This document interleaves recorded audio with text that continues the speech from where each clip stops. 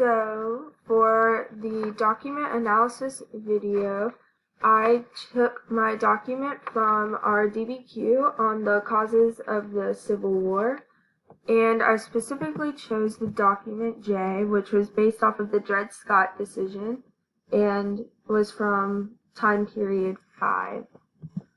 The main idea of this document was that slaves were considered to be property and therefore could never be free even if they crossed into free territory. This was because of the Supreme Court decision in which the court ruled Dred Scott was not a free citizen because he was a slave, which made him property of his owner.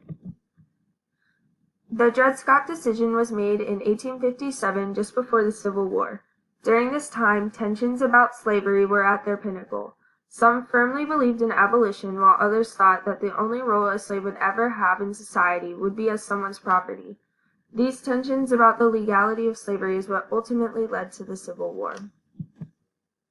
The intended audience of this specific decision is slave owners and the slaves themselves. It was published so that all slave owners knew that their slaves were their property, and so the slaves knew that they had no rights whatsoever and were subject to do anything their masters told them. This is from the point of view of the United States Supreme Court, who have very literally interpreted the Constitution, specifically the Fifth Amendment, which concerns the right to property, in order to reach this decision. The decision was made in favor of the wealthy white men who were slave owners and did not even consider the horrible conditions the slaves faced. This proved that the government put slave owners over the slaves, who were ultimately the ones suffering. The purpose of the document was to convey how poorly slaves were looked upon.